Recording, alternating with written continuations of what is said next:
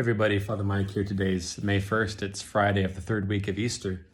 And here's a thought for the day for you as we continue to work through the book of the Acts of the Apostles in our readings at Mass.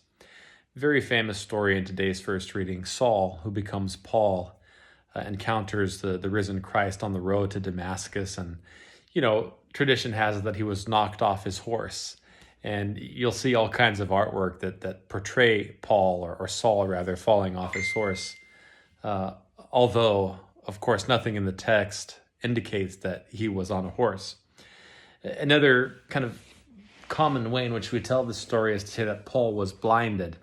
And here's the thought, and this isn't my own, I've borrowed this from others, but the text doesn't say that Paul was blind or that he was blinded by this light when he meets Jesus. What the text says is that he got up, opened his eyes, and saw nothing. And that's such a cool idea. It's been famously observed. It's like, there are lots of moments in life that we enter into with our eyes wide open, but seeing nothing.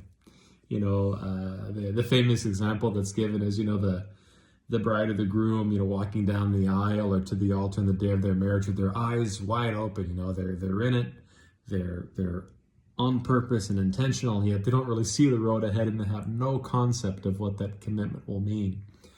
I can say the day of my ordination, walking into that cathedral, eyes wide open, seeing nothing. No idea of what lies ahead. Jesus says to Peter, "Come follow me, I'll make you a fisher of men." Eyes wide open, seeing nothing. No concept of what lies ahead. And yet there is a trust, there is a confidence that we can leap because of the one who calls. And that's what we see with Saul, and it's certainly what we try to emulate and make real in our lives. To be human is to have our eyes wide open, but to claim that we can't see what lies ahead. Our knowing and our understanding is wonderfully and awfully limited.